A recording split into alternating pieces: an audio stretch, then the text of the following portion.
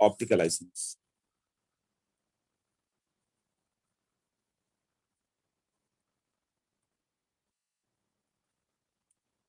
Optical isomerism क्या हो गया? It is a part of stereo isomerism.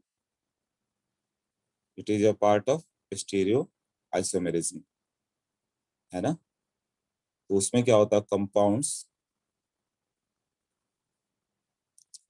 which rotate the plane of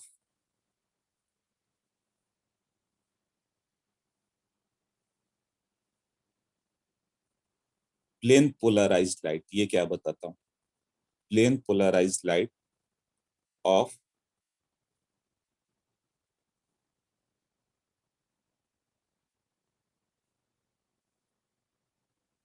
light कौन सा होना चाहिए, मोनोक्रोमेटिक। मोनोक्रोमेटिक मतलब सिंगल वेवलेंथ। जैसे रेड लाइट लिया था रेड लाइट, ब्लू लाइट है तो ब्लू लाइट, है ना। उसके प्लेन को पोलराइज किया गया। इसका क्या मतलब बताता हूँ, है ना। जो प्लेन पोलराइज लाइट को रोटेट करे are called optically active compound, are called optically active compound. And phenomenon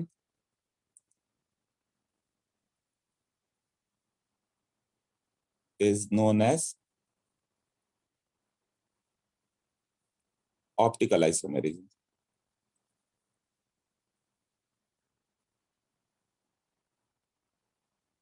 तो प्लेन पोलराइज्ड लाइट को जो रोटेट करे, तो इसके लिए वो डिटेक्ट करेगा क्या कि किसने किया, we use polarimeter. Polarimeter to detect the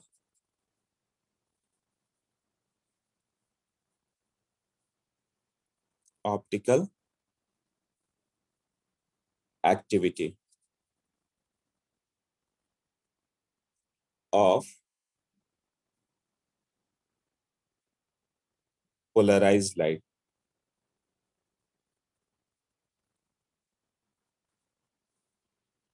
in compound experimentally।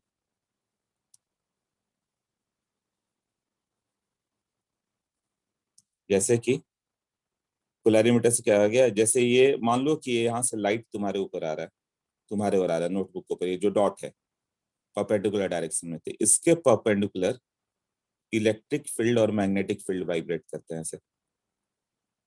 जैसे जिस डायरेक्शन से लाइट आ रहा है उसके परपेंडिकुलर डायरेक्शन में इलेक्ट्रिक और मैग्नेटिक फील्ड वाइब्रेट करते हैं। कैसे वाइब्रेट करते हैं, अब ये सर जब पढ़ाएंगे तुम्हें, लाइट चैप्टर वहां क्लियर होगा। तो निकोल प्रिज्म से पास करें फिजिक्स में जब आएगा, तो ये मालूम चलेगा इलेक्ट्रिक मैग्नेटिक फील्ड कैसे वाइब्रेट करता है। ऐसे कई लोगों को क्लियर भी होगा शायद। तो अब ये जो लाइट आएगा ना बाहर, इसमें सारा वाइब्रेशन एक डायरेक्शन में हो गया, तो ये पोलराइज्ड हो चुका है। तो वहां पोलराइजेशन ऑफ लाइट पढ़ोगे तुम, पोलराइज्ड लाइट। अब इसको ऑप्टिकली एक्टिव कंपाउंड से पास करें। इनएक्टिव से पास करोगे तो रोटेट करेगा ही नहीं। ऑप्टिकली एक्टिव कंपाउंड तो वो क्या करेगा, कुछ ऐसे इस डायरेक्शन में चले गए तो इसको बोलोगे डेक्स्ट्रो रोटेटरी, कुछ को उसने लेफ्ट रोटेट कर दिया तो these are called levo rotatory. Dextro rotatory solution and ये levo rotatory. If dextro rotatory, तो तुम्हें जो प्लेन पोलराइज्ड लाइट का एंगल है वो राइट हैंड साइड में या क्लॉकवाइज डायरेक्शन में मान लो 30 डिग्री पे रोटेट होके दिखेगा, राइट। हाँ, और जो यदि लीवो रोटेटरी सॉल्यूशन है तो लेफ्ट हैंड साइड में तुम्हें रोटेट होके दिखेगा।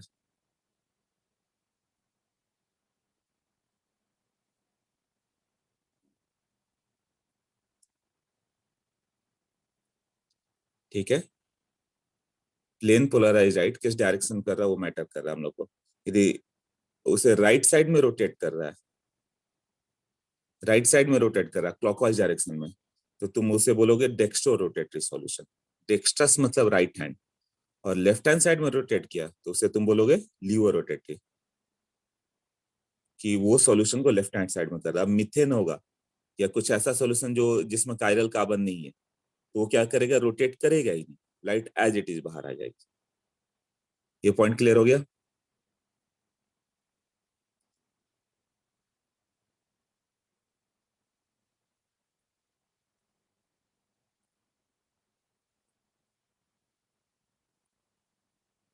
ओके, तो इसमें लिखे हम लोग types of optical isomers. Types of optical isomers कितने टाइम के होंगे? आज यस बोलो, बताओ। सर मुझे वो लास्ट वाला समझ में नहीं आया सर, वो उस लॉरेंस वाला। एक प्लेन पोलराइज लाइट, अभी तो ये मान के चलो कि जब फिजिक्स में पढ़ोगे तो पोलराइज लाइट क्या वो मालूम चल जाएगा, बट उसको हम लोग देख रहे हैं, और उसका प्लेन यदि राइट हैंड साइड में सॉल्यूशन मोड़ दे तो हम लोग का काम का बस इतना ही है कि अच्छा लाइट तुम्हारे आईज में सामने आ रही है, और उसका जो प्लेन है ना, जो परपेंडिकुलर वाइब्रेशन कर रहा है इलेक्ट्रिक फील्ड मैग्नेटिक फील्ड, वो यदि मान लो 30 डिग्री से इधर क्लॉकवाइज रोटेट कर गया, है ना, या 35 डिग्री से एंटी क्लॉकवाइज डायरेक्शन में रोटेट कर गया, कितना भी एंगल से रोटेट कर गया, तो तुम्हारे आई से राइट हैंड साइड में रोटेट कर गया तो तुम बोलोगे डेक्स्ट्रो रोटेटरी है, तुम्हारा राइट हैंड साइड रोटेट हुआ। और यदि लेफ्ट हैंड साइड में रोटेट किया तो तुम बोलोगे सॉल्यूशन लीवर रोटेटरी था, लेफ्ट हैंड साइड में रोटेट किया सॉल्यूशन को। ठीक है? Okay, thank you sir. हाँ, चलो उस पे ज्यादा ध्यान नहीं देना है कि क्या है ये प्लेन पोलराइज लाइट और कैसे, उससे हम लोग को मतलब नहीं है, बस रोटेशन याद रखो। क्लॉकवाइज रोटेशन किया तो डेक्स्ट्रो, एंटी क्लॉकवाइज लीवो। तो पहला हो गया डेक्स्ट्रो रोटेटरी, और इसको स्मॉल डी लिखना, कैपिटल डी नहीं, कैपिटल डी भी होता है बट वो कुछ और होता है, डी फॉर्म और प्लस फॉर्म। ये प्लस है, डैश लिखा हुआ उसको दिखाने के लिए, प्लस फॉर्म, ठीक है ना, डेक्स्ट्रो डी और प्लस फॉर्म। ये क्या करेगा, क्लॉकवाइज डायरेक्शन में रोटेट करेगा। Optical isomers which what which rotate the plane polarized light, which rotate the plane polarized light in clockwise direction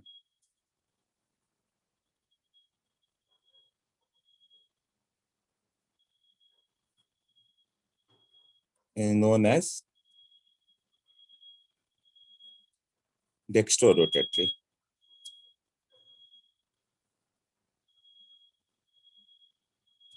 और डी फॉर्म और प्लस फॉर्म। दूसरा हो गया levorotatory, LIVO levorotatory, जो मैंने बताया था ना, यदि अब वो कायरल कार्बन है तो वो और उसका मिरर इमेज अलग अलग होंगे, एक डेक्स्ट्रो होगा तो दूसरा लीवो होगा।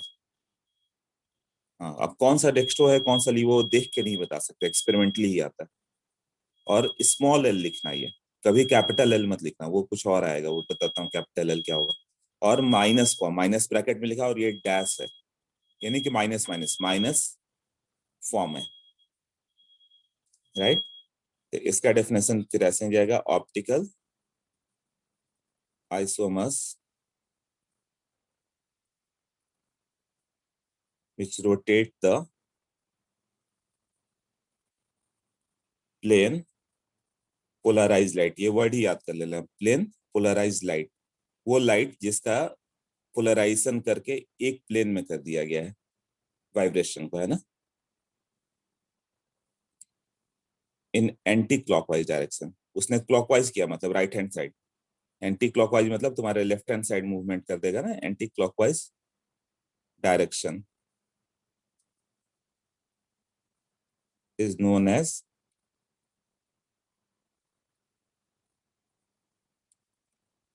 लीवो रोटेटरी।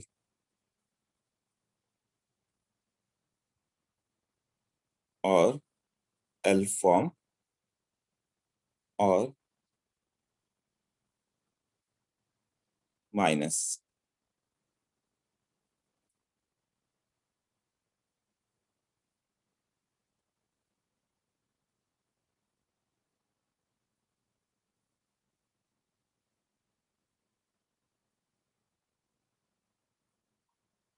हाँ, क्लियर हो गया सबको ये?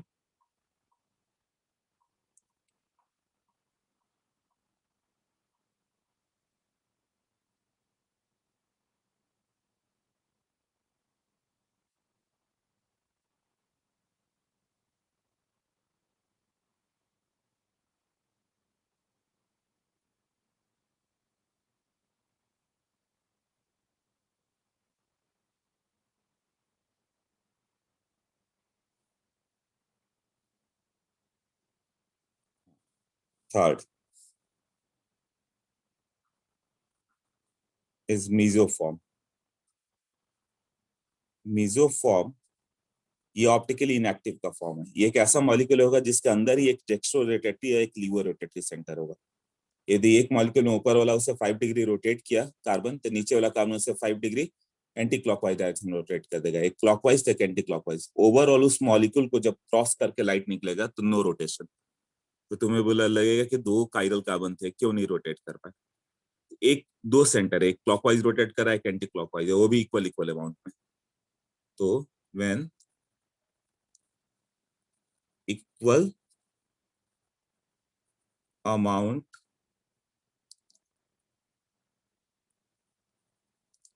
of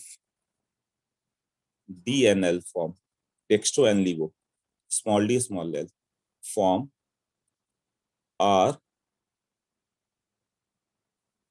present in the molecule। एक ही मॉलिक्यूल के अंदर डी फॉर्म भी है और एल फॉर्म भी है। Molecule the optical detection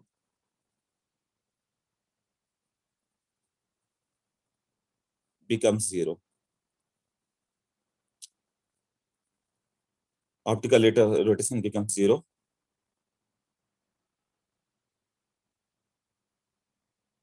and compound becomes optically inactive, and compounds becomes optically inactive।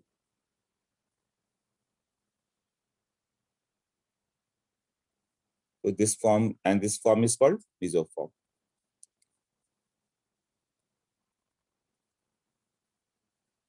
तो मीजो इनएक्टिव का फॉर्म है,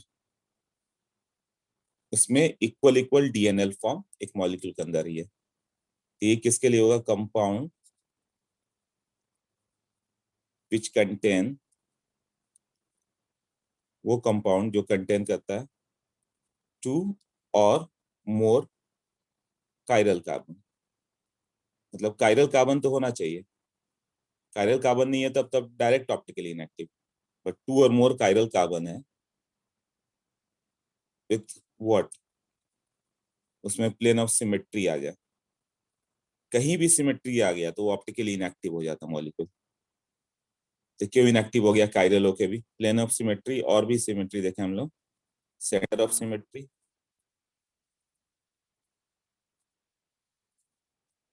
और alternating axis of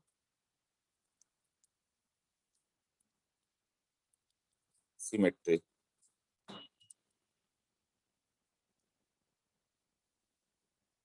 is known as meso compound।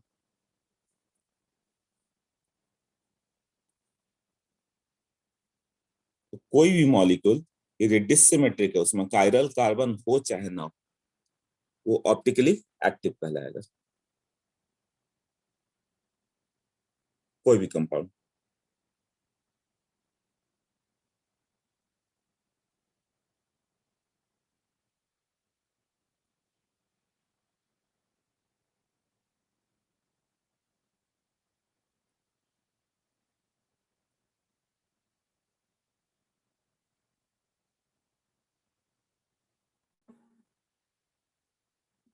Okay,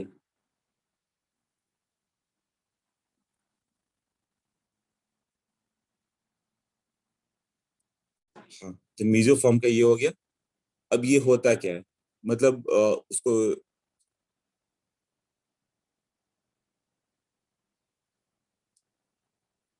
example से बताता हूँ, राइट। उसमें कायरल कार्बन होना चाहिए।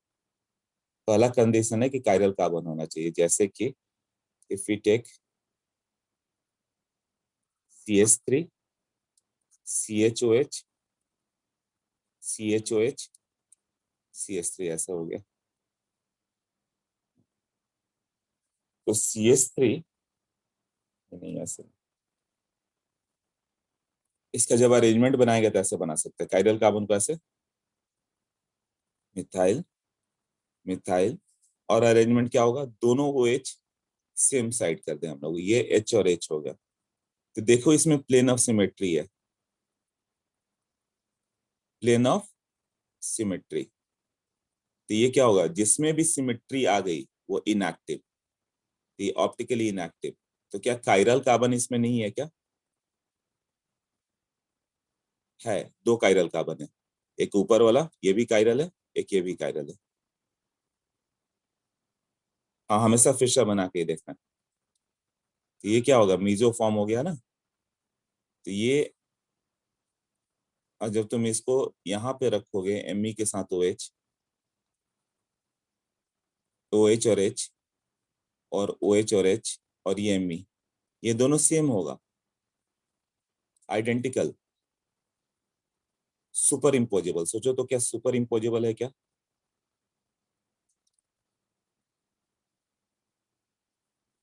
ये फॉर्म क्या सुपर इम्पोजेबल है?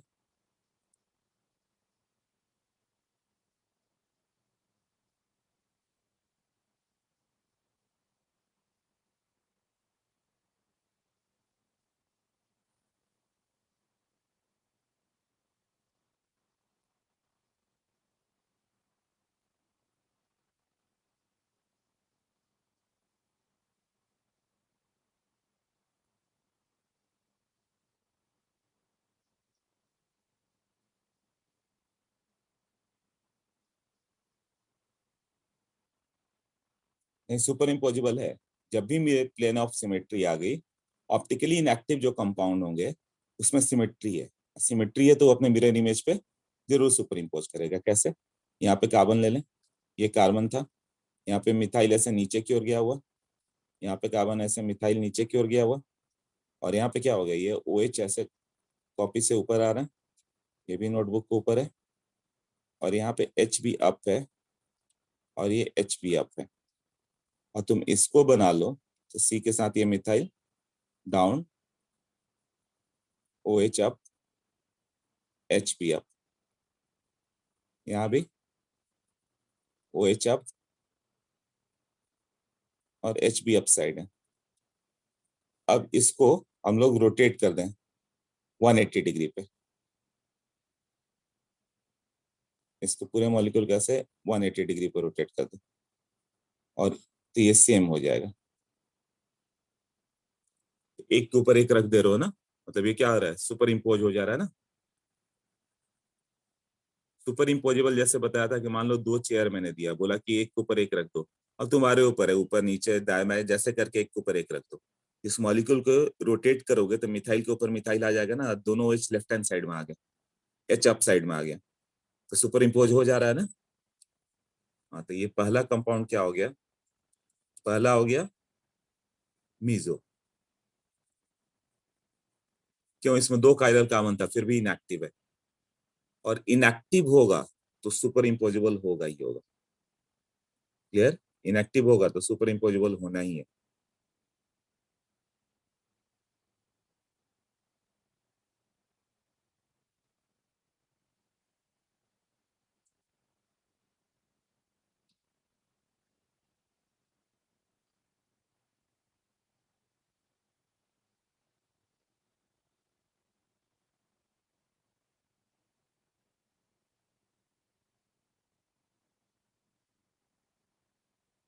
ओके,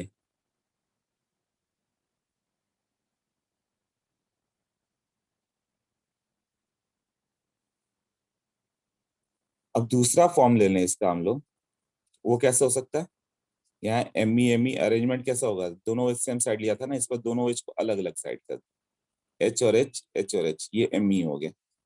और एक इसका मिरर इमेज, ये ME मिरर इमेज लोगे, यहाँ मिरर है, ये मैंने रखा है मिरर। तो मिरर मैंने राइट साइड में रखा, तुम लेफ्ट साइड रख दो, अपर रख दो, या नीचे साइड रख दो, वो सब चलेगा। यहाँ OH इधर, H इधर, ये H थोड़ा दूर दिखेगा, इसका OH दूर दिखेगा ME। क्या ये सुपर इम्पोजिबल है क्या? सोचो, इसको एक के ऊपर एक रख पाएंगे हम लोग?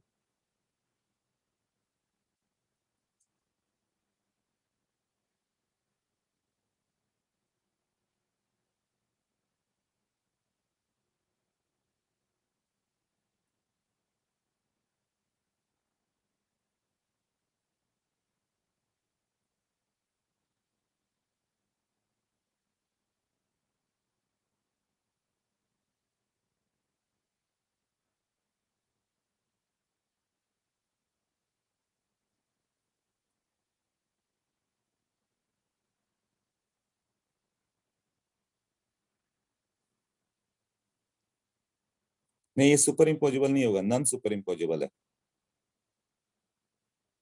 हाँ, इसमें कायरल कार्बन है। जैसे मैंने ये डायग्राम बनाया ना बीच में, वैसे डायग्राम बना के सोचो तो।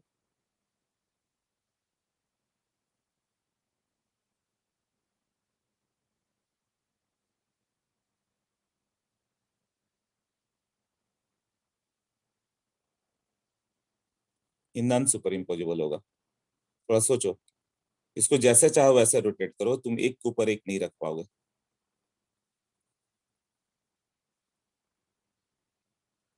टू कायरल सेंटर, जो बीच में क्रॉस दिखाया गया ना, वो कायरल सेंटर के लिए दिखाते हैं।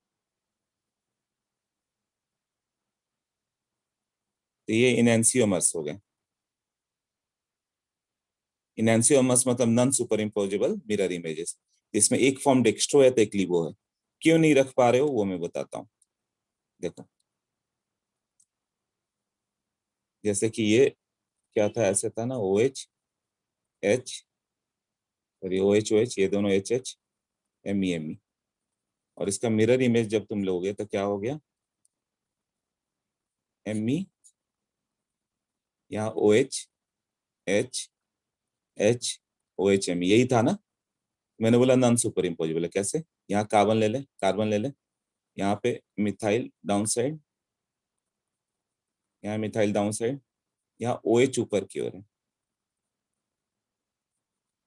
H अप साइड हो गया, यहाँ भी H अप साइड हो गया, और यहाँ OH अप साइड हो गया। अब इसको जब तुम मिरर इमेज पे डालोगे, हाँ, तो इसको हम लोग दिखाएं, तो ये कैसा हो गया, कार्बन कार्बन, यहाँ ME डाउन है,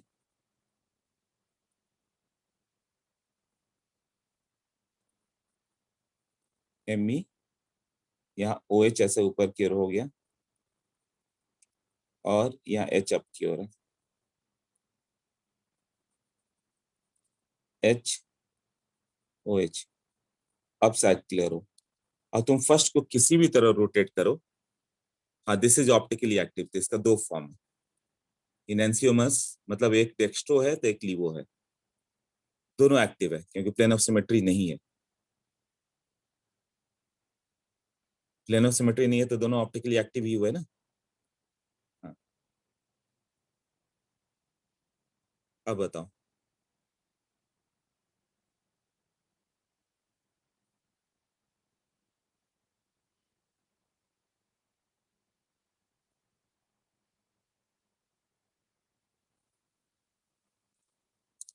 इसको किसी भी तरह रोटेट करो, इसको पर रख पाओगे क्या? जिससे मैंने इसको मान लो 180 पे रोटेट किया, तो क्या हो जाएगा, ये ऊपर वाला मिथाइल जो है वो नीचे आ जाएगा ऐसे, ये कार्बन इधर, नीचे वाला मिथाइल भी ऊपर गया, मतलब प्लेन के नीचे ही रहेगा। और ये जो OH है वो इस साइड आ जाएगा ऐसे, और जो ये H है लेफ्ट हैंड साइड आ गया और ऊपर में आ जाएगा। इसका OH इधर आ गया, H इधर आ गया, मतलब ये वाला जो OH था वो कौन सा था, इधर।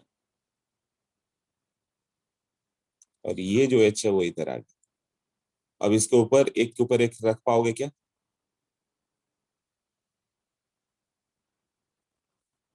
नॉट आइडेंटिकल ना,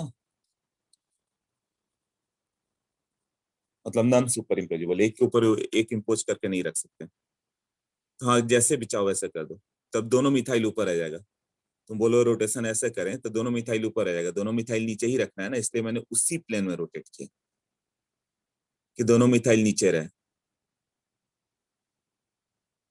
हाँ, तो तुमने क्या सोचा कि इसको ऐसे 180 पे कर दें, है ना? तो OH के ऊपर OH, H के ऊपर तो H आ जाएगा, बट इसमें दोनों मिथाइल कॉपी से ऊपर आ जाएंगे ना, तो सुपर इम्पोज नहीं हुआ। तो ये दोनों को हम लोग बोलते हैं इनएंसियोमर्स। एक डेक्स्ट्रो होगा तो दूसरा लीवो होगा। Dextro and लीवो।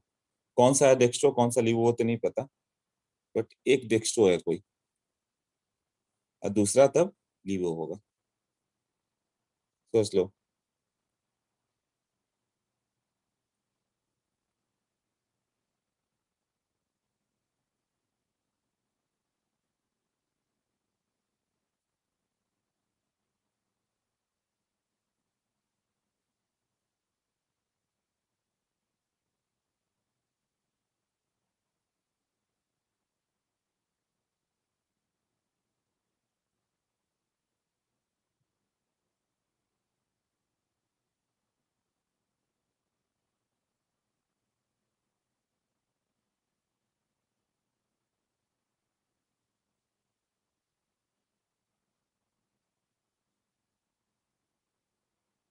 क्लियर हो गया सबको?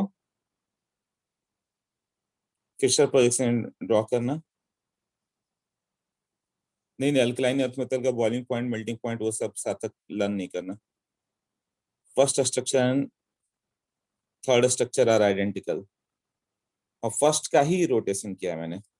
ये फर्स्ट स्ट्रक्चर है, इसको ऐसे ड्रॉ करके दिखाया, और ये फोर्थ स्ट्रक्चर सेकंड वाला ही है, उसको ऐसे करके दिखाया कि याद होगा फिशर ऐसे होता है, HOH कॉपी से बाहर, मिथाइल इससे ऊपर, ऐसे प्रोजेक्शन में होता है ना। ओके।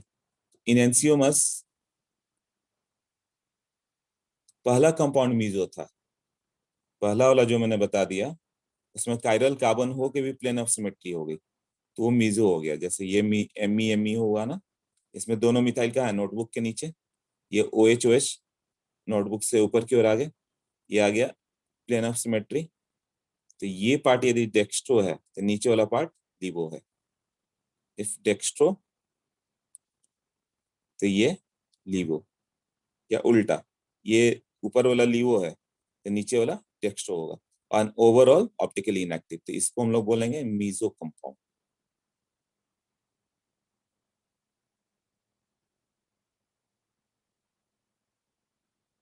सीधे प्लेन से इसको 3D में सोचना कि HOH ऊपर की ओर है ऐसे, सीधे प्लेन से सिमेट्री से बता सकते हैं ऑप्टिकली इनएक्टिव है कि नहीं। हाँ, कहीं भी सिमेट्री दिखा तो वो ऑप्टिकली इनएक्टिव, सिमेट्री ढूंढेंगे हम लोग।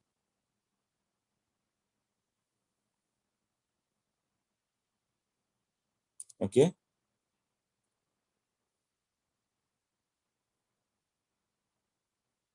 ठीक है।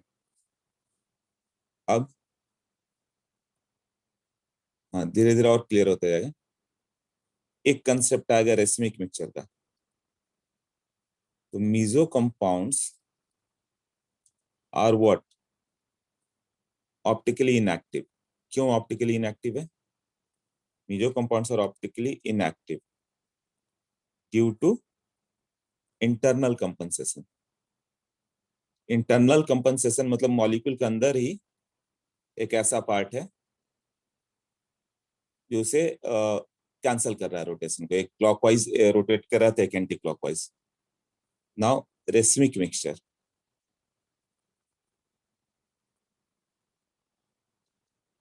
रेसमिक मिक्सचर क्या हो गया?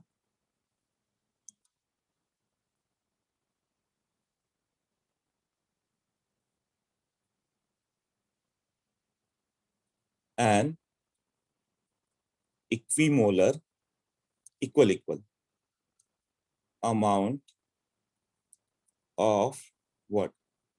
DNL form. An equivalent amount of DNL form is known as racemic mixture. Equimolar amount of DNL form is known as racemic mixture. This is optically inactive. ये भी inactive है, मीजो भी inactive था. Optically inactive due to external compensation. External compensation मतलब एक molecule उसको dextro rotate कर रहा, क्लॉकवाइज रोटेट किया तो अगला मॉलिक्यूल उसको उतना ही लेफ्ट हैंड साइड में रोटेट कर देगा, राइट हैंड साइड तो एक लेफ्ट में रोटेट कर देगा. It is represented by racemic RAC और प्लस माइनस. तो किसका mixture? Example, mixture of methyl ले लो, OH ले लो, H कोई और कुछ और यहाँ पे ले लो, इथाइल ले लो, ये प्लस इसका मिरर इमेज. मिरर इमेज कैसा होगा? फिशर प्रोजेक्शन में ये सब करना. तो फिक्स रहता है कि मिथाइल इथाइल नीचे की ओर है. हाँ. ये दोनों क्या हो गया? तो एक्सटर्नली कंपनसेट हुआ. एक मिक्सचर ऑफ क्या हो गया? हाँ, ये मिक्सचर ऑफ इनएंसियोमर्स हो गया. इनएंसियोमर्स क्या था? Non super imposable mirror images. वो भी लिख देता हूं मैं. तो रेसमिक मिक्सचर क्या हो गया? उसका वो फॉर्म और मिरर इमेज को ले लो, वो दोनों को इक्वल इक्वल ले लें, दोनों 0.1 मोल 0.1 मोल ऐसे. क्लियर?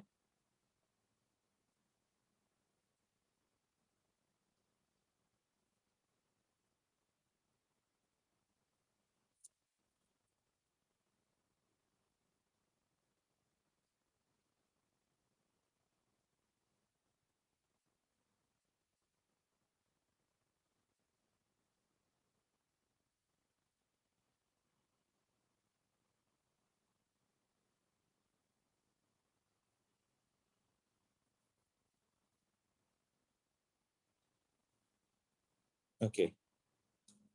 अब कंडीशन फॉर आइसोमेरिज्म क्या हो गया?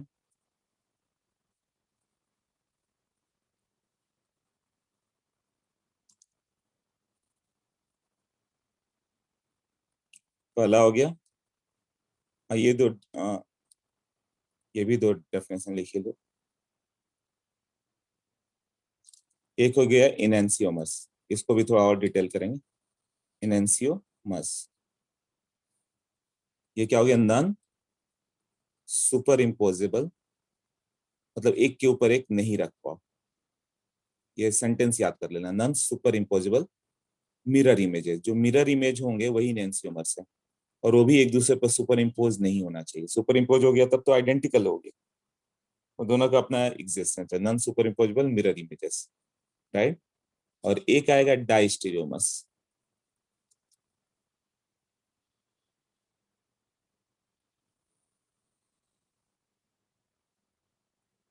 डाइस्टीरियो आइसोमस, डाइस्टीरियोमस. डाइस्टीरियोमस मतलब क्या होता है?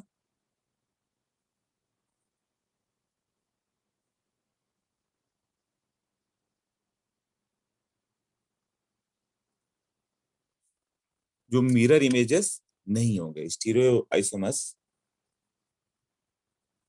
Stereo isomers which are not mirror images. जो मिरर इमेज नहीं है वो, एग्जाम्पल सिस और ट्रांस भी होंगे. स्टीरियो आइसोमस तो है ही. क्या मिरर इमेजेस हैं एक दूसरे के? क्या दिस एंड ये स्टीरियो आइसोमस तो होते ही है ना. फर्स्ट ये, सेकंड ले लो, जैसे CH3 methyl OH, OH, H, HMe and ये भी इसका आइसोमर्स है Me, OH, OH दोनों सेम साइड में ले लो। अब तो कभी सुपर इम्पोज हो ही नहीं सकता है ना, नॉट मिरर इमेजेस। तो ये डाइस्टेरियोमर्स होगा। इतनी ही डेफिनेशन है। डेफिनेशन थोड़ा सा क्या क्या हो गए, एक डेक्स्ट्रो रोटेटरी, एक laevorotatory, right, dextrorotatory, laevorotatory, उसके बाद मीजो जिसमें प्लेन ऑफ सिमेट्री आ जाए या कोई भी सिमेट्री आ जाए, सेंटर ऑफ सिमेट्री या अल्टरनेटिंग एक्सिस ऑफ सिमेट्री, अब ये सब क्या ही आ गया है, राइट। रेसमिक मिक्सचर जो डेक्स्ट्रो और लीवो के इक्वल इक्वल फॉर्म को ले लो। इनएंसियोमस जो मिरर इमेजेस हैं, जो एक दूसरे के मिरर इमेज नहीं हो, डाइस्टेरियोमस।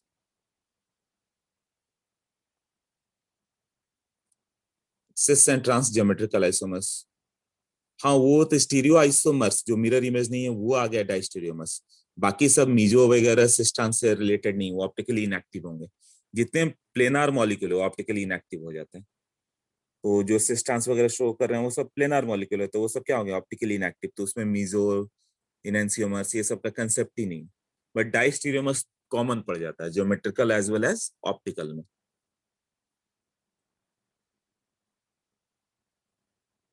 ये सब डेफिनेशन है, आगे क्लियर करता हूँ, रुक जाओ, इसको एग्जांपल से क्लियर होगा ये। एग्जांपल जैसे कि CH3 CH OH CHOH C2H5, इसके कितने आइसोमर्स बना पाओगे।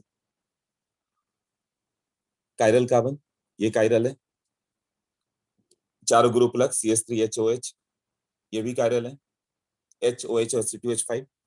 तो जब आइसोमर्स बनाएंगे तो क्या होगा, यहाँ पे methyl OH OH HH ethyl, दूसरा इसका मिरर इमेज ले लें, Me OH HOH H ethyl, ये हो गया फर्स्ट, ये हो गया सेकंड। अब इधर जाएंगे तो होगा थर्ड, वो कैसा होगा, methyl ethyl OH OH H और H, और फोर्थ ले लें, ये हो गया methyl OH H HOH ethyl. अब देखो तो ये मैंने इसका मिरर इमेज दिया, ये भी मिरर इमेज हो गया। तो relation between first and second, third and fourth, first and third, first and fourth, second and fourth, ऐसे ये सब के बीच में क्या क्या रिलेशन होगा। ये जो स्ट्रक्चर बना है मैंने, क्लियर है ना, दोनों OH एक बार सेम साइड ले लिया, एक बार OH अपोजिट साइड लिया, उसका मिरर इमेज ले लिया, एक मिथाइल है तो एक इथाइल है। हाँ, आप सोच के बताओ।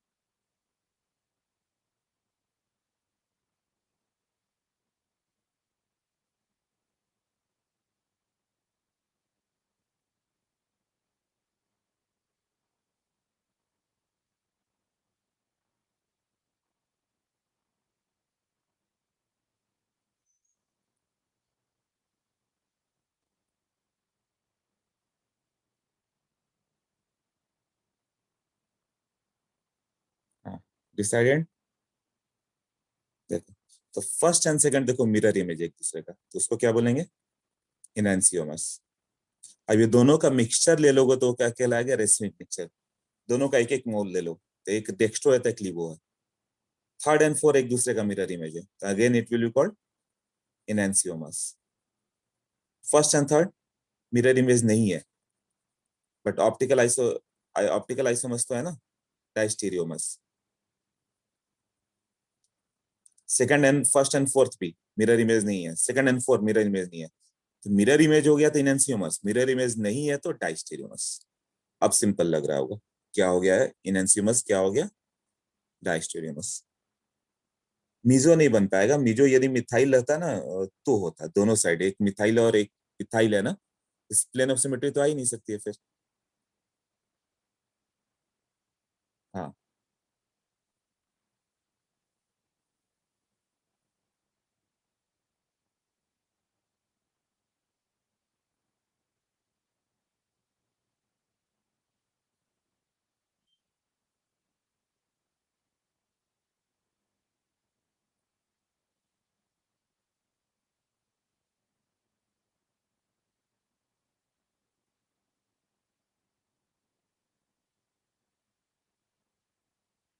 हाँ वानी बोलो, बताओ। तो सर आपने ये सब जो कंपाउंड्स लिया उनमें से कोई ना कोई एक इनैंशियोमर और कोई ना एक डायस्टीरियोमर्स होंगे ही। हाँ जैसे इसका अलग अलग फॉर्म बनाना था, जैसे सिस ट्रांस किया था ना, यहाँ दो वे है, ये डेक्स्ट्रो लीवो हो सकता है, यहाँ भी डेक्स्ट्रो लीवो हो सकता है, तो क्या क्या होगा, dextro with the dextro, levo with the levo, ऐसा हो सकता है ना। यहाँ टू वे हो सकता है रिप्रेजेंटेशन का, तो जब दोनों एज सेम साइड लिया तो एक उसका मिरर इमेज आ गया, जब दोनों एज अपोजिट साइड लिया तो दूसरा उसका मिरर इमेज हो गया। अब ये चार कंपाउंड हम लोग मिलेंगे। अब इसमें तीन रहते हैं CHOH, तो टोटल 8 कंपाउंड मिल जाते हैं, एक और यहाँ पे CHOH कर दो तो कितना हो जाता, 2 into 2 into 2, 2 ways 8 आ जाता है। एक और CHOH कर देते, एक और आ जाता, 2 into 2 into 2 into 2, मतलब 16 कंपाउंड आते हैं। तो 2 raised to n कंपाउंड आएंगे, जैसे GI में किया था, है ना। यहाँ भी 2 raised to 2 4 कंपाउंड आ गया, तो 4 कंपाउंड बनाना कैसे, राइट। दोनों एज को सेम साइड लिया, अगले में दोनों एज को अपोजिट साइड कर दिया, अब दोनों का मिरर इमेज ले लिया। तो जो मिरर इमेजेस हैं उनको हम लोग क्या बोलते हैं, इनैंसियोमर्स। तो फर्स्ट एंड सेकंड इनैंसियोमर्स हो गए क्योंकि मिरर इमेजेस है। थर्ड एंड फोर भी मिरर इमेज है, मिरर रखो तो उसका इमेज दिख रहा है ना, वो भी मिरर इमेज होगा, राइट। और first and third these are not mirror images, तो उसको क्या बोलेंगे हम लोग, डायस्टीरियोमर। क्लियर हुआ कुछ। Thank you sir. हाँ सर। Okay. तो ये सब असल में भी डेफिनेशन धीरे धीरे लर्न होगा, क्लियर होते जाएगा। तो अभी तो एज सिंपल कि जब मिरर इमेज दिख जाए तो इनैंसियोमर्स, और मिरर इमेज नहीं दिखे तो डायस्टीरियोमर्स। अब देखता हूँ, अब इसका प्रॉपर्टी और देखेंगे हम, एक नोमेनक्लेचर करते हैं। हाँ अब एक कंपाउंड ले लो, MEHOH ऐसा है ना, इसमें इवन नंबर ऑफ इंटरचेंज, ये बहुत इंटरेस्टिंग और इंपॉर्टेंट है। तो it converts to same compound, it remains the same compound, है ना। कोई दो इंटरचेंज करो, 2 4 6, सेम कंपाउंड। कैसे, दो इंटरचेंज कर दो, मान लो ME और H को किया, HME, राइट।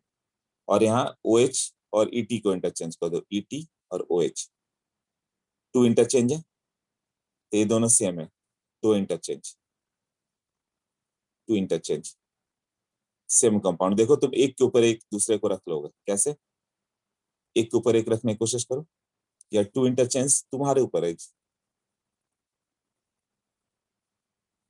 जैसे कि ME और H को करें, H इधर गया, ME इधर आएगा, ME और ET को कर देंगे, ME इधर आएगा ना, ET यहाँ कर दे, ME यहाँ कर दे, OH को यही रखे, ये भी सेम रहेगा, राइट।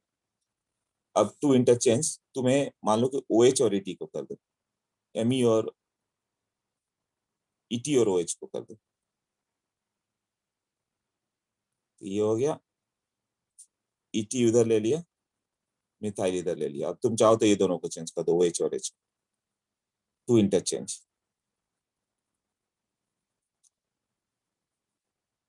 All are identical. तुम एक के ऊपर एक दूसरे को रख सकते हो, मिरर इमेज एक दूसरे के ऊपर नहीं होगा ना। जैसे कि अब सोचो, पहले में क्या हो गया, सी के साथ Me नीचे है, इथाइल नीचे था, यहाँ H ऊपर आ गया, OH ऊपर नीचे आ गया।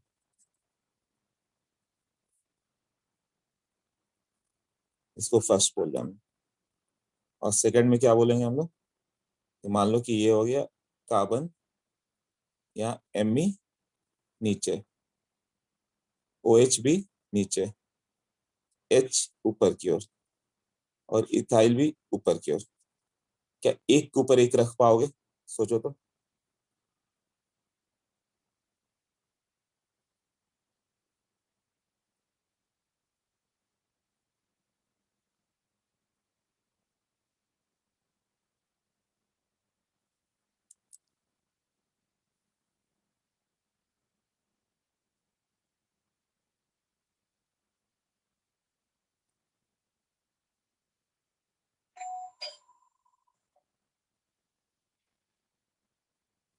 इवन नंबर ऑफ इंटरचेंज तो रख पाएंगे हम।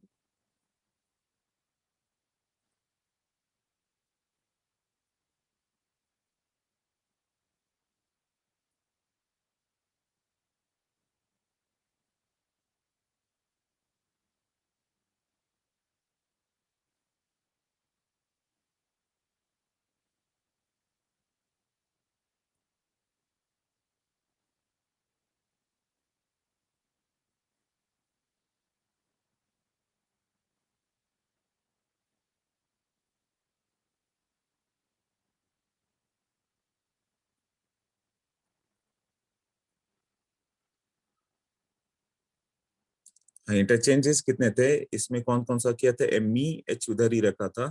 नहीं, ये वन इंटरचेंज है, मैंने दूसरा इंटरचेंज किया ही नहीं, इसलिए नहीं रख पा रहे। वन इंटरचेंज वाला हो गया ये, तो सेम कंपाउंड नहीं रह जाएगा। पहला देखो तो इंटरचेंज,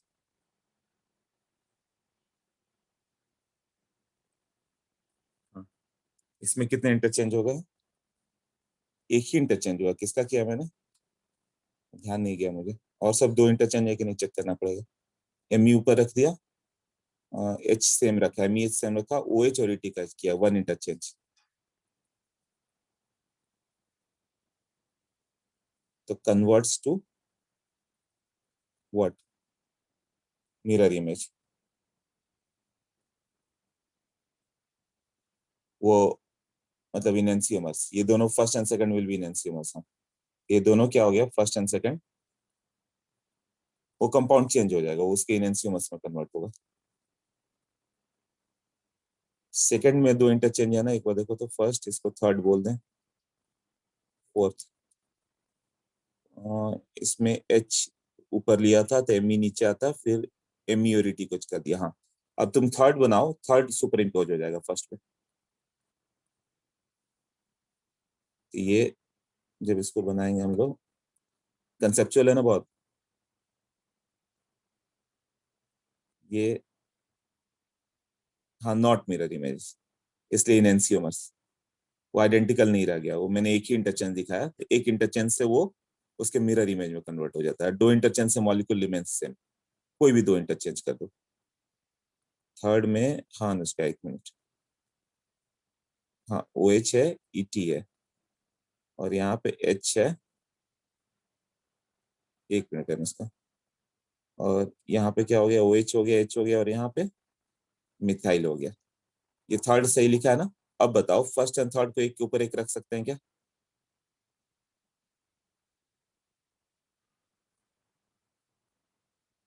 थोड़ा सोचना पड़ेगा तुम।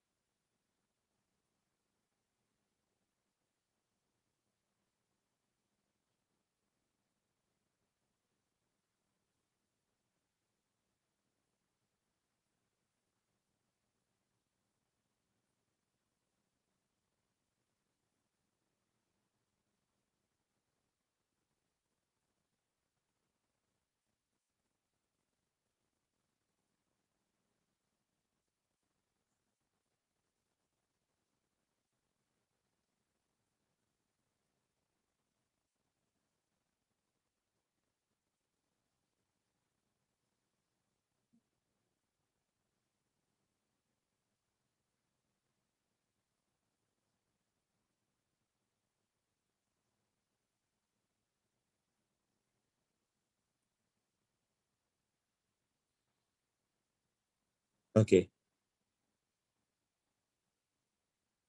तो थोड़ा इमेजिनेशन चाहिए, बट फर्स्ट और थर्ड यदि दो इंटरचेंज है तो एक दूसरे के ऊपर सुपर इम्पोज होंगे, उसको थोड़ा रोटेट करके रखो,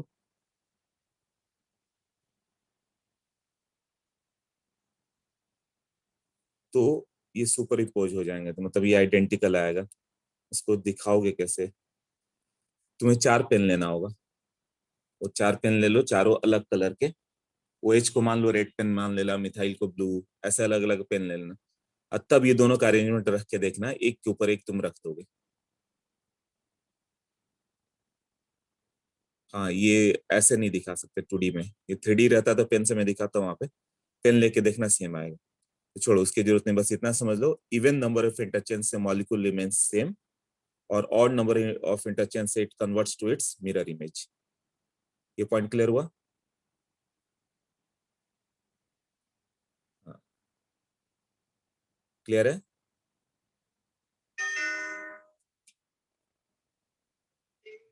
हेलो, सिक्योरिटी गार्ड बोल रहा हूँ।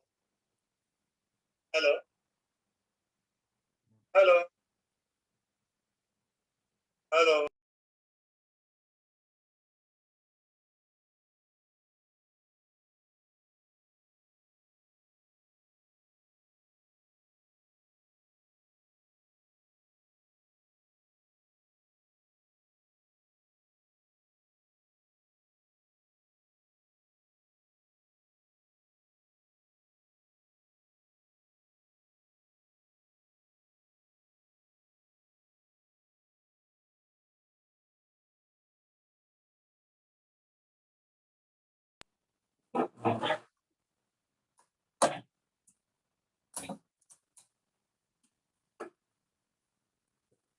हाँ, चलो बताओ, अभी कोई डाउट है इसमें? फर्स्ट एंड थर्ड सेम कैसे? प्रणय, उसे कॉपी पेन पे नहीं बता सकते हम लोग। तुम 4 मार्कर लेना, 4 पेन लेना, और उसको देखना, कोई दो इंटरचेंज कर दो, वो एक दूसरे के ऊपर सुपर इम्पोज होगा। ये कोई बुक भी नहीं देगा, तुम्हें खुद से सोचना पड़ेगा, राइट? या कभी ऑफलाइन लेक्चर होगा तो आराम से मैं दिखा दूंगा, 4 पेन लेके कोई भी दो इंटरचेंज कर दोगे तो मॉलिक्यूल एक के ऊपर एक इम्पोज हो रहा है, मतलब वो सेम कंपाउंड रहेगा।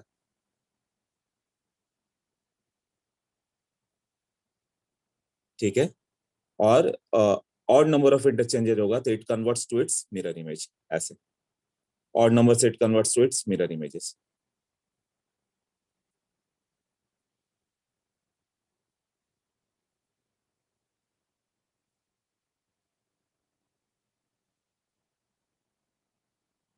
हाँ, मतलब इसको डायरेक्ट इसमें नहीं सोच पाएंगे हम लोग, तो अभी तो लर्न कर लो, हम लोग को ज्यादा मतलब नहीं। ऑड नंबर ऑफ इंटरचेंज मतलब वो कुछ और कंपाउंड बन गया। हाँ, अनुष्का बोलो। सर वो मिरर इमेज वाला नहीं समझा, पहला वाला।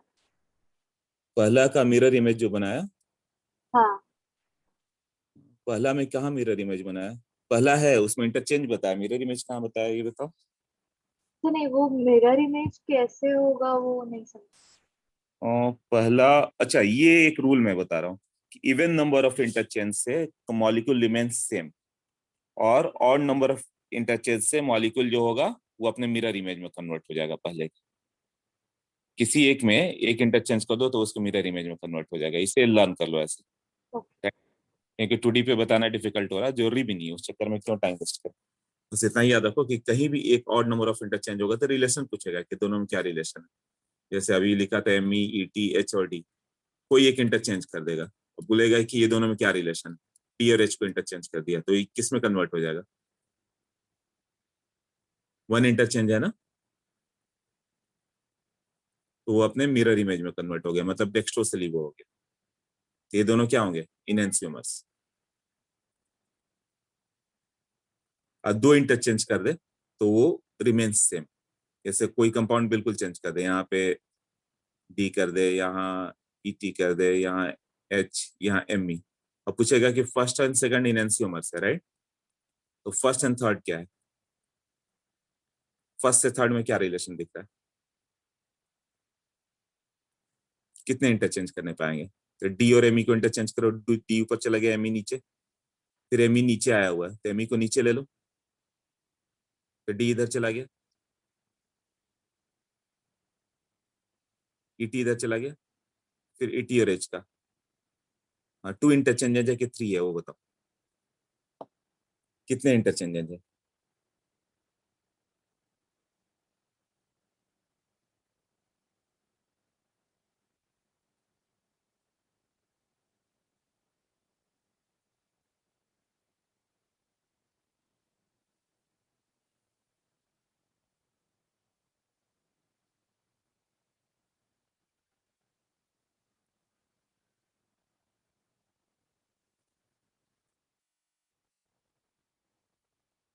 Three interchanges, okay.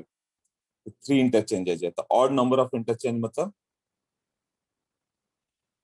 ये फर्स्ट एंड थर्ड भी क्या हो गया? सेम इनएंसियमर्स, दोनों डिफरेंट कंपाउंड हो गए। और सेकंड एंड थर्ड कितने इंटरचेंजेज है?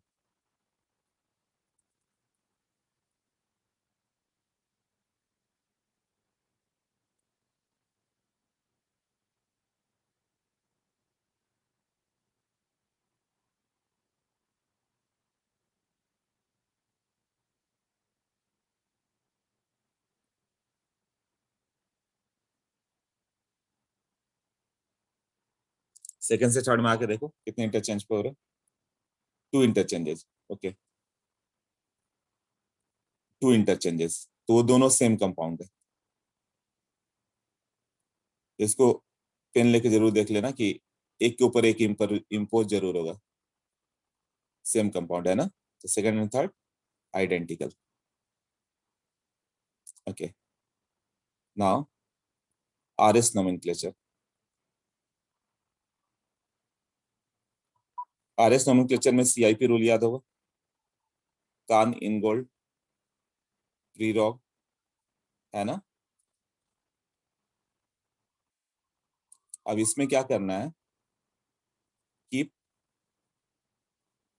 फोर्थ ग्रुप मतलब लोएस्ट प्रायोरिटी ग्रुप की फोर्थ ग्रुप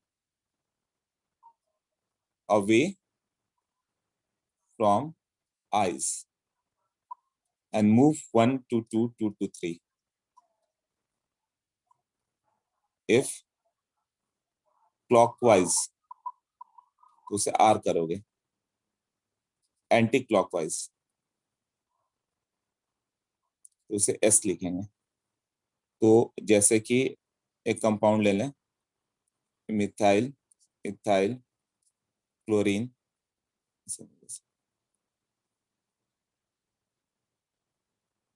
क्लोरीन और यहाँ हाइड्रोजन है। तो फर्स्ट कौन सा हो गया प्रेफरेंस CIP रूल से? Atomic number rule 1। दूसरा क्या था? 2 3 फोर्थ। तो जो लोएस्ट प्रायोरिटी ग्रुप है उसको अपने आइस से अवे रखना है। तो fourth is the lowest priority group, तो अपने आइस से अवे ही है। देखो अवे है ना। तो अभी जब 1 से 2 2 से 3 की ओर जाओगे तो क्या होगा? 1 से 2 2 से 3 ऐसे। हाँ, ये क्लॉकवाइज आ गया, मतलब ये R हो गया। If fourth group eight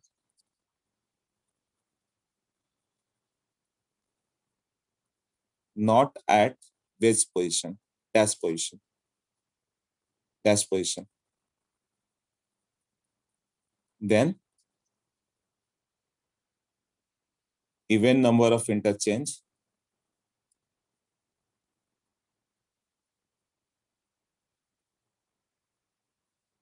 then do even number of interchange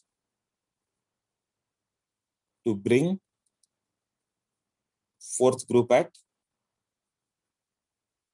which dash position। तो इवन नंबर ऑफ इंटरचेंज से कोई फर्क नहीं पड़ता ना, मॉलिक्यूल सेम ही रहा। उसके बाद देख लो क्या हो जाता है। जैसे कि ये मान लो कि C हो गया, अब H ऐसे यहाँ ऊपर की ओर है H, ये लिस्ट प्रायोरिटी वाला हो गया है ना। इधर मिथाइल हो गया, इधर इथाइल हो गया, और यहाँ पे क्या हो गया ऐसे क्लोरीन ले लो। तो अभी नहीं कर सकते, H हम लोग को डैश पे चाहिए था, ये तो अवे फ्रॉम आइस चाहिए था। अभी क्या है, इनसाइड और हम लोग का आइस की ओर ही आया हुआ है ना। तब क्या करेंगे, व्हाट्स आवर आइस है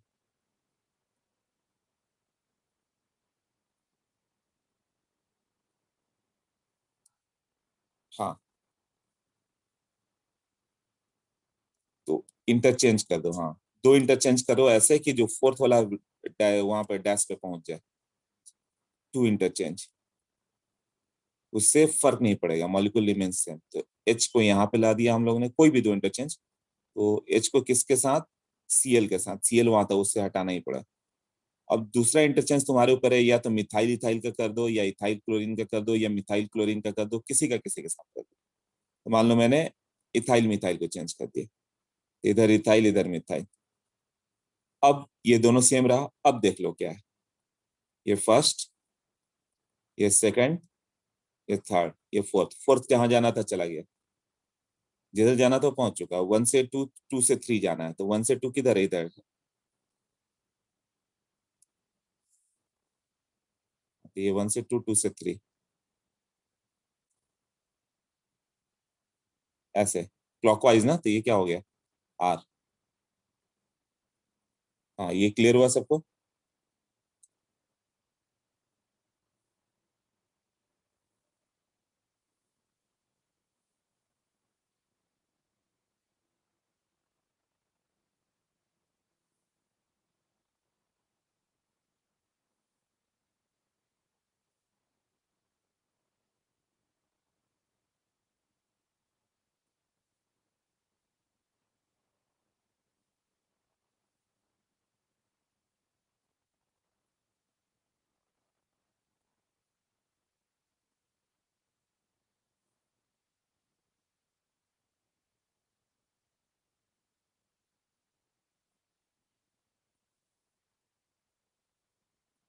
ओके,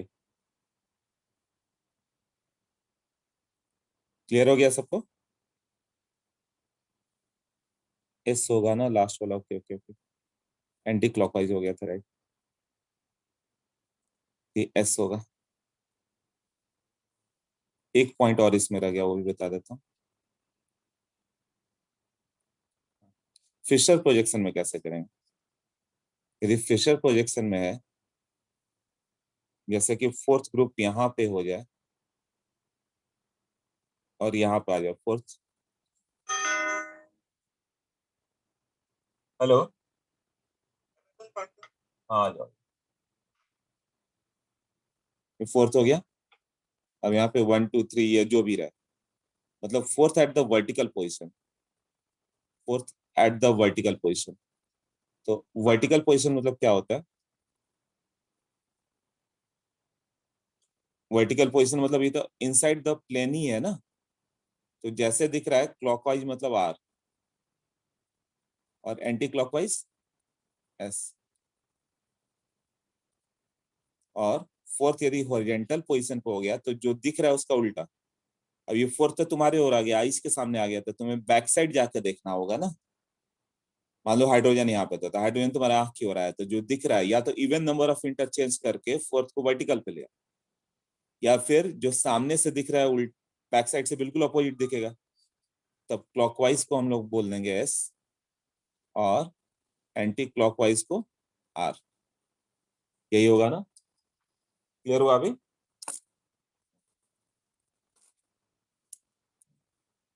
अब एक एग्जांपल ले लो। हाँ उसका 2 मिनट। एच, क्लोरीन, ब्रोमीन और मिथाइल। इसमें एच तुम्हें कॉपी से नीचे चाहिए, आइस से दूर चाहिए, है नीचे क्यों रहना? तो फिर इसमें वन, टू, थ्री, इसमें कैसे बताओगे? तो जैसा दिख रहा है वैसा ही है। अभी वन से टू, टू से थ्री जाओगे, तो ये क्या दिख रहा है? क्लॉकवाइज। हाँ, तो ये आर होगा, राइट? और वही यदि एच हॉरिजेंटल पे आ गया है, MeCl, कुछ भी ले लो, Br ही ले लो, वन, टू, CIP रूल से थ्री, फोर, तो ये हॉरिजेंटल पोजीशन पे तो एक्चुअली बैक साइड से दिखना था, तो जो दिख रहा है उसका उल्टा कर दो। तो वन से टू, टू से थ्री आओगे तो कौन सा direction? Anti clockwise. Anti clockwise is S, clockwise मतलब राइट डायरेक्शन आर, ऐसे मान लो। हाँ, तो ये एंटी क्लॉकवाइज एस होना चाहिए, बट होगा क्या? आर। ये दोनों सेम कंपाउंड लिखा है, नहीं अलग अलग लिखा, ठीक। हाँ, इस तरह से हम लोग कर सकते हैं। हाँ अनुष्का बोलो।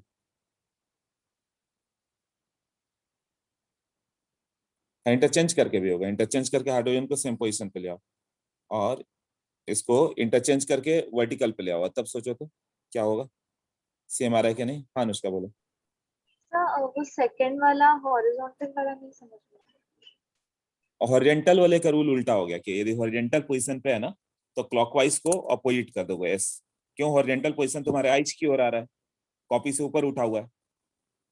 एक्चुअली जब तुम्हें देखना होगा तो किधर से देखना होगा, नोटबुक के बैक साइड जाना होगा ना, हाँ तो अपने आइज से अवे रखना है। तो एक काम ओके करेंगे हम लोग, सामने से ही देख लेते हैं कैसा है, राइट, और उसका उल्टा हाँ लिखेंगे। ओके ऊपर जैसे हाइड्रोजन हॉरिजेंटल पोजीशन पे है तो ये एंटी क्लॉकवाइज आया, तो एंटी क्लॉकवाइज सामने से दिख रहा है ना, तुम उसको नोटबुक के बैक जाके देखोगे तो क्लॉकवाइज दिखेगा, इसका मतलब तो उसको आर लिखेंगे। Okay thank you. हाँ। अभी अनदर लेक्चर है तुम लोग का।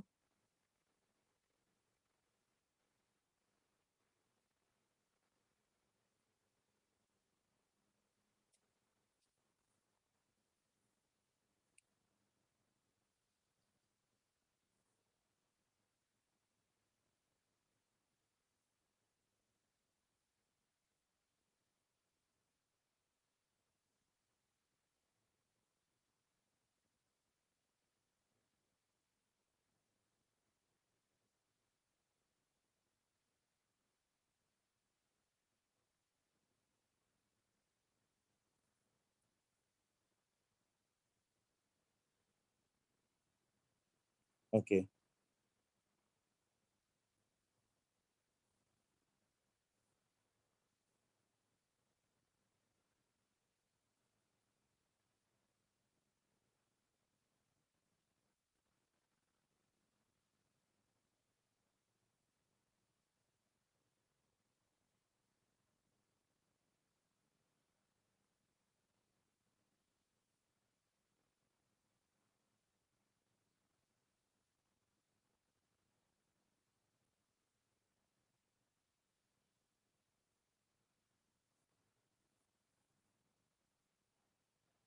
एक बजे से है, तब तो थोड़ा और टाइम अपने पास है ना,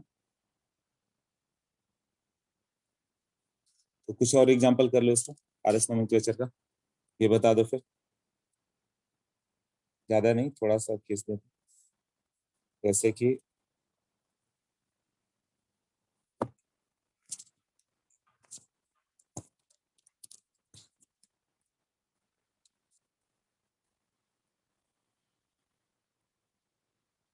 हाँ ये CHO,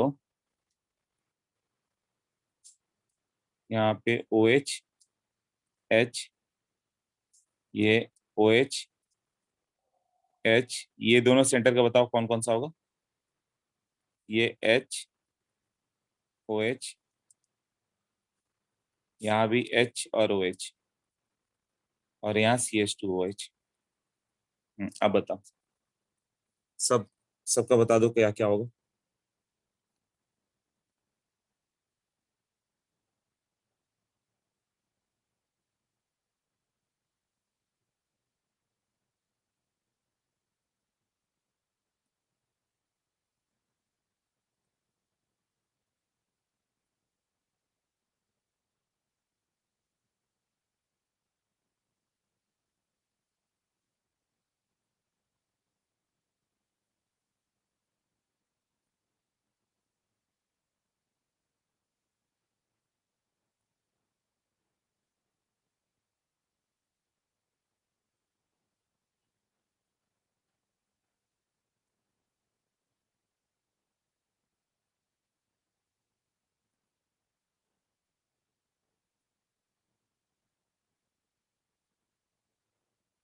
सबसे ऊपर वाला कार्बन कौन सा है आरएस में?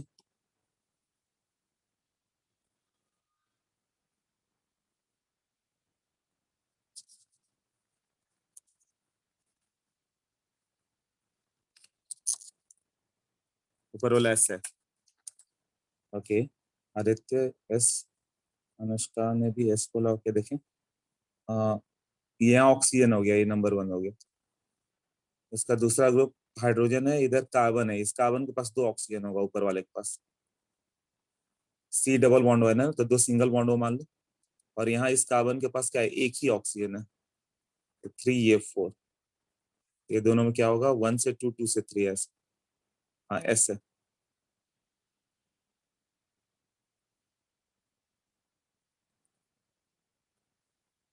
नहीं हॉरिजॉन्टल पोजीशन पे है तो आर हो गया ना फिर, H is on the horizontal position, तो जो दिखा उसका ऑपोजिट ना।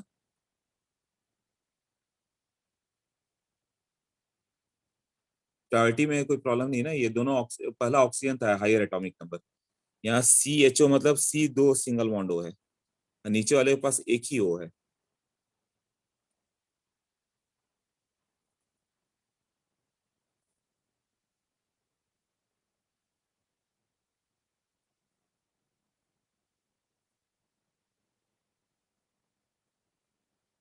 हाँ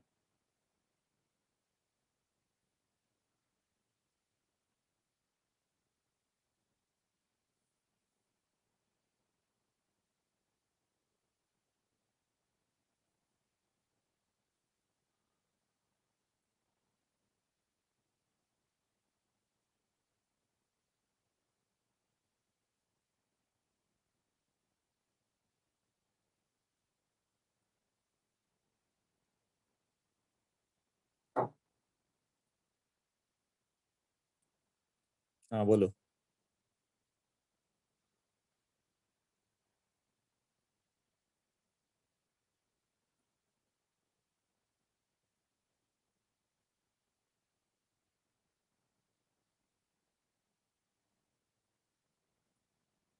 सारे डिसाइड कर लो। हाँ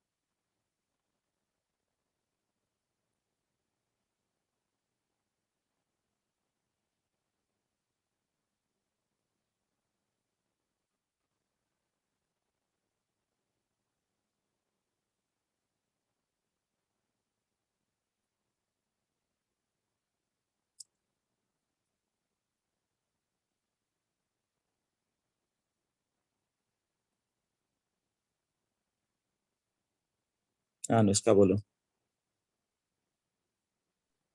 क्या बताओ। पहले वाले में हम कार्बन के नीचे का जो होल ग्रुप है वो मतलब वो सारा का सारा ग्रुप नहीं लेंगे? नहीं पहले ही कार्बन से मालूम चल गया ना, जब तुम ये कार्बन पे जाओगे तो यहाँ पे ऑक्सीजन है, इसके पास कार्बन है, इसके पास भी कार्बन है, इसके पास हाइड्रोजन है, ऐसे है ना। ओके हाँ। हाँ तो इस कार्बन के पास दो ऑक्सीजन है ऐसे, और इस कार्बन के पास एक ऑक्सीजन है, बाकी तो कार्बन और हाइड्रोजन ही है, तो यही डिसाइड कर देगा ना। हाँ दूसरा हो गया, जो दिखे उसको उल्टा करना था। तो सेकंड में प्रायोरिटी देखें तो किसका हो जाएगा, सेकंड के लिए ये 1 हो जाएगा, यहाँ पे भी कार्बन, ऊपर में भी कार्बन, इस कार्बन के पास एक ऑक्सीजन है, एक कार्बन है, एक हाइड्रोजन है, ऊपर वाले पे जाए तो एक ऑक्सीजन है, एक कार्बन है, एक हाइड्रोजन, वो भी सेम हो गया। बट उसके बाद उसके पास CHO है, मतलब दो ऑक्सीजन वाला पार्ट, उसके पास एक OH वाला है, तो ये दोनों में ये 2 होगा और ऊपर वाला 3 पड़ जाएगा, और ये फोर्थ जाएगा। क्यों ऐसा हो गया सोचो, जब इसकी हम लोग बात कर रहे थे, यहाँ OH है, H है, तो ये तो 1 हो गया।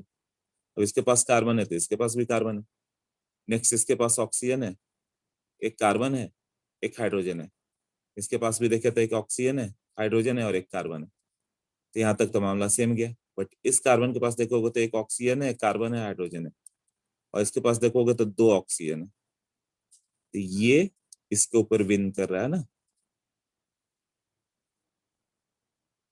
हाँ तो 1 2 3 और 4, तभी क्या होगा 1 से 2, 2 से 3, ऐसे किस डायरेक्शन में गया?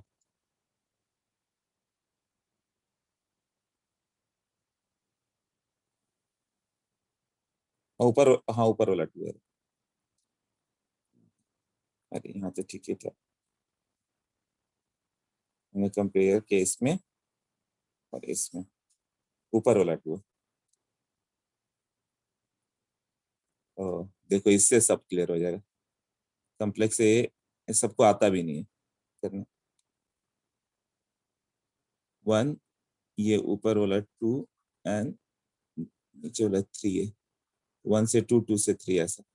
क्लॉकवाइज मतलब आर होता, बट एच हॉरिजॉन्टल पे, तो ये क्या आ जाएगा? एस। अब ये बाकी दोनों करके देख लोगे, ये उल्टा है, वो इस साइड है तो आर आएगा ही। देख लेना। सबको क्लियर हो गया ये?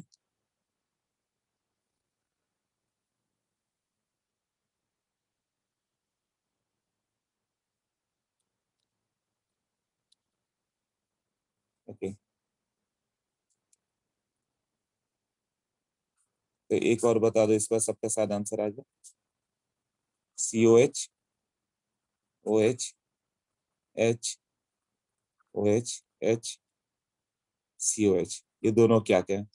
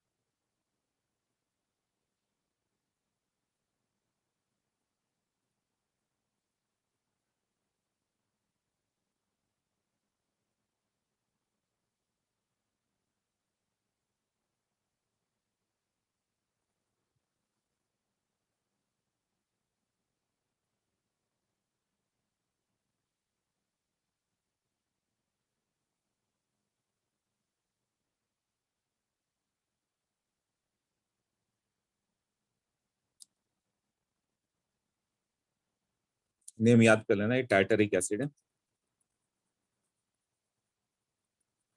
Tartaric acid.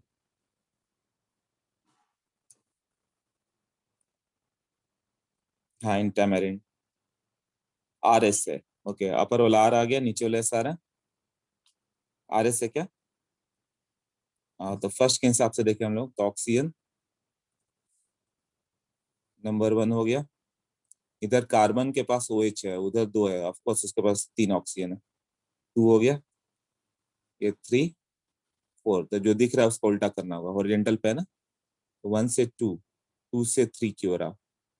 1 से 2, 2 से 3 मतलब ये क्लॉकवाइज आर होता, बट ये एस हो जाएगा फिर हॉरिजॉन्टल पे, इसलिए फोर्थ पोजीशन कहाँ है? हॉरिजॉन्टल पोजीशन पे, इसलिए एस।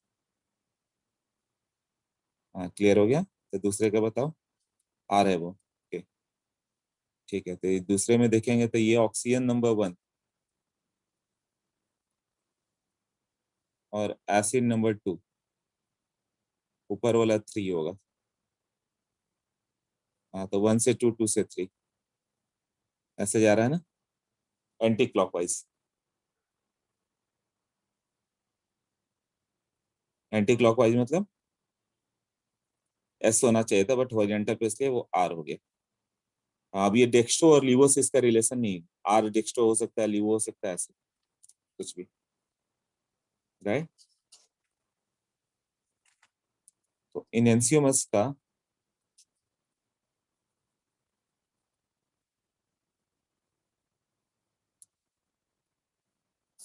कितने लोग बचे हुए हैं? 36 लीव।